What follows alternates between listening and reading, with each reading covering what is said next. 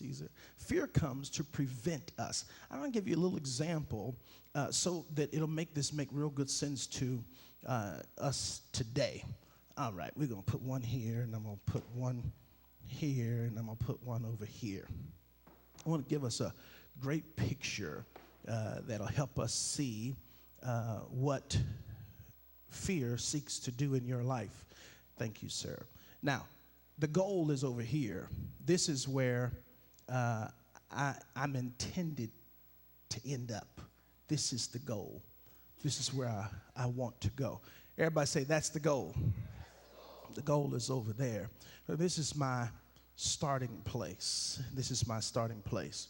And so you get yourself positioned, ready to go after something that God has encouraged you to go after or to do. Something he said, special. JJ, can you help me this morning? Thank you, sir. I appreciate it. He's such a, can y'all thank God for JJ? He's going to help me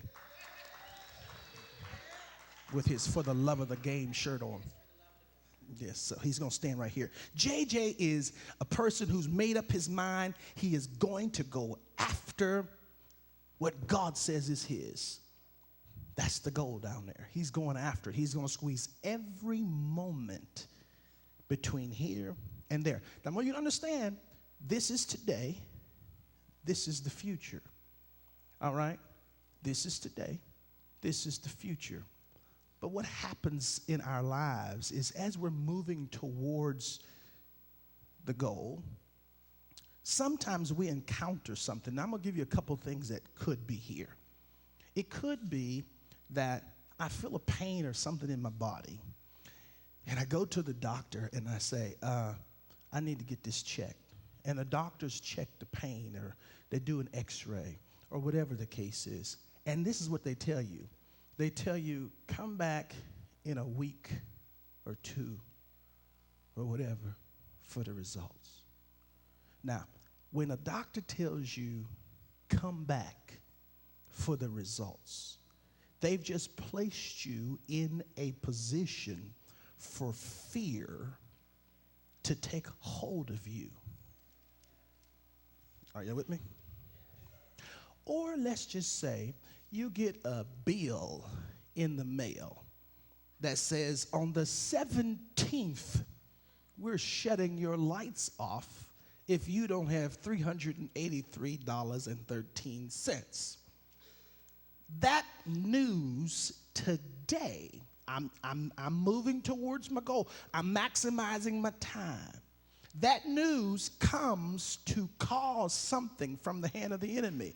He wants something to happen right now. What do you think the devil wants?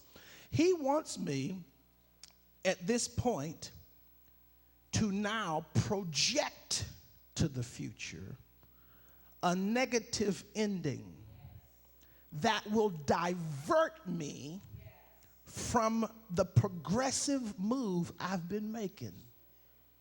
So now my focus is off the goal, and I spend the next 2 weeks worried about the test.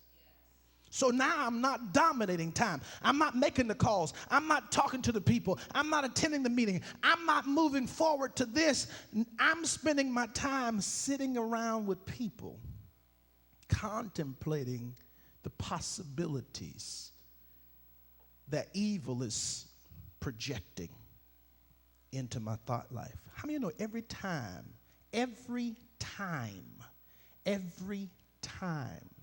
something interjects into your life, it's either coming to assist you in pursuing goals, or it's coming to divert you from them. Every situation is either being sent by God, or it's coming from the world or from your enemy. It's coming, though, and you and I got to make a decision. What decision you think I got to make? Here I am. I was just moving, knocking it out the park. How many of y'all remember some days you was just knocking it out the park, heading towards your goal? You was working on that thing you said you was going to work on. You was actively pursuing it, but then, bam, something unexpected. And what am I going to do? When the unexpected thing, bam, child got in trouble. Oh my God, are they going to do time? And so now I'm not pursuing what God had me pursuing. I'm sitting in my bedroom with tears in my eyes every night. See, time is now dominating me. Thank you. I just want everybody to see how handsome you were. Time is dominating me. I was working it. I'm making my connections. I'm doing the things that I'm doing. I'm squeezing every minute out of it. And the enemy said, I've got to do something to slow her down.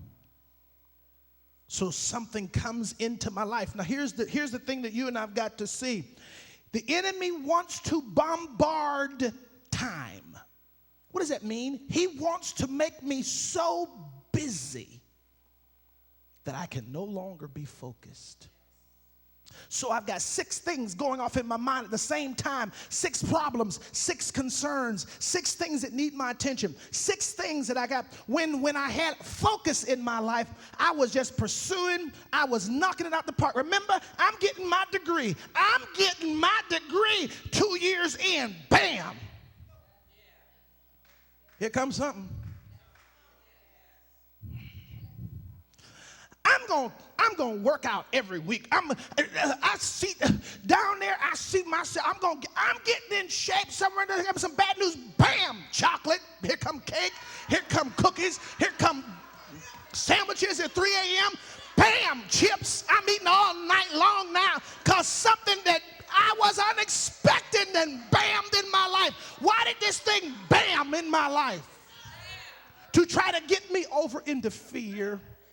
Worry, because when I worry, I start eating. The devil know you. He know when you worry, you order extra chips, extra fries. You eat another piece of cake. Look at somebody. He's trying to distract you. Tell him he's trying to distract you from your goal.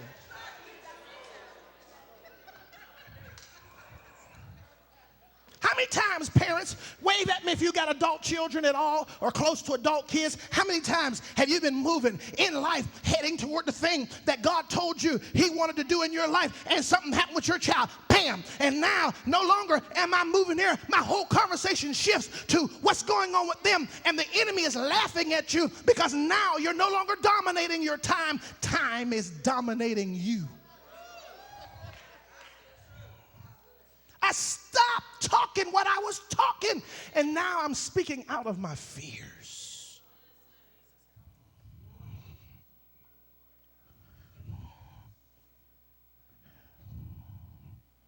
So the enemy said, I'm going to mess them up. I'm going to keep them from dominating their time. Here's why. If I can stay focused, if I can make up my mind, this has to get done. I can't help what's coming in.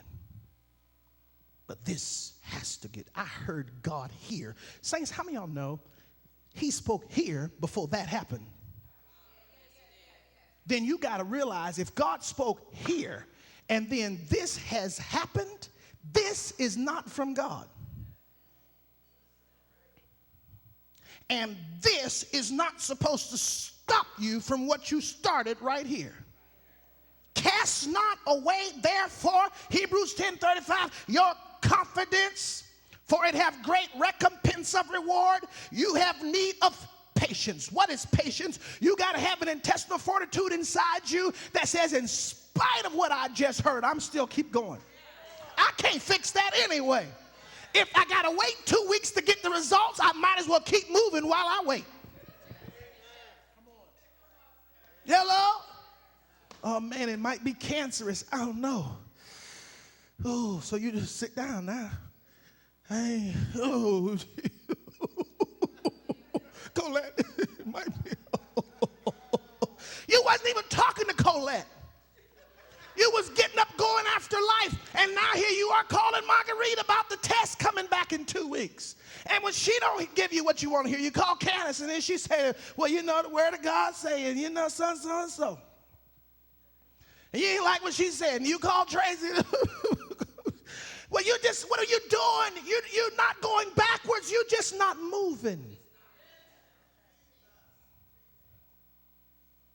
And You're missing the real issue. The real issue was to distract your faithful pursuit of what God had said.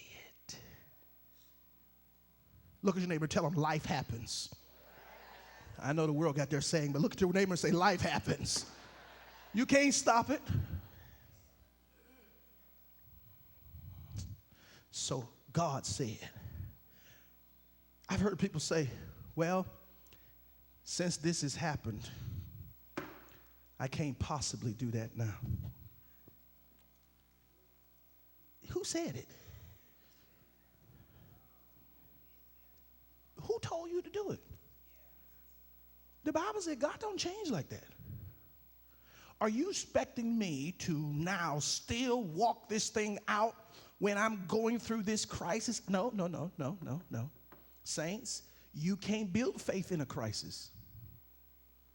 You have to have faith built before crisis. You're not going to know how to handle this if you got to build when you get in it. When the phone call come, when the doctor say what he say, you got to have already built your faith, because if you haven't built your faith, this is too much to keep moving with. Here's how you can tell whether you've built your faith. If this stops you, you have not built your faith. If this makes you turn away, you have not built your faith. If this makes you go sit down and cry for 3 weeks, you have not built your faith. I didn't say you don't cry. Cry all you need to cry, but cry with a made-up mind that I ain't quitting, I ain't stopping, I'm going after what God showed me. I haven't reached my goal yet. I'm not stopping here. The enemy wants to keep me busy so I can't do what I'm called to do. Just doing all kind of wonderful things for Jesus. Just all kind of good stuff, except the stuff that gets me there. How many of you know there's going to always be something else to do other than what you should be doing right now? People ask me questions all the time. Say, well, how do you go through all the things that you go through in life but still manage to do the things that you got to do? Let me tell you something. You have to deem something important. And something's got to be more important than everything else. The way you keep at it is that you've accepted the assignment. Listen, saints. How many of y'all watch Mission Impossible? Anybody ever see the movie Mission Impossible? If you choose to accept this assignment, so you got to understand, you chose to accept an assignment. There's going to be something trying to stop you from fulfilling it. But if you choose to accept it, you're going to have to go through some stuff. But you're not going to stop because there is some stuff. Look at somebody, tell them there's going to be some stuff that you're not going to like in your lifetime. What you going to do with this stuff in the middle stuff? What you going to do with this here stuff? What you going to do with this stuff? Well, I'm going to just stop. I'm going to just quit.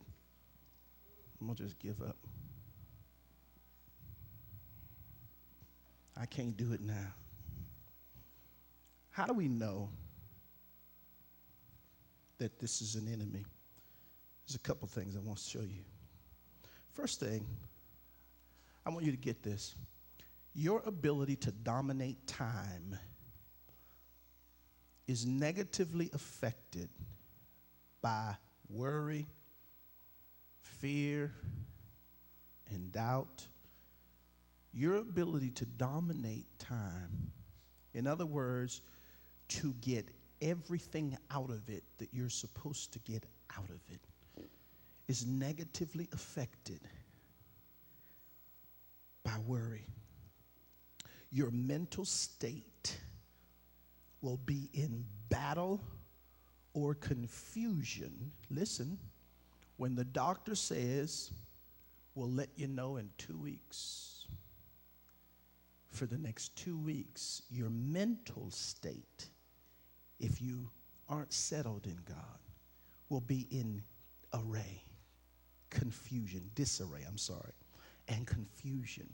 So now here I am in heavy contemplation about something here when the day before I was going after something there. Saints, listen to me, and this is very serious. In these moments, you got to hear God like never before. You got to be so reminded of what he told you. You got to put God's promise in your heart so that when these natural moments come, you don't forfeit the destiny.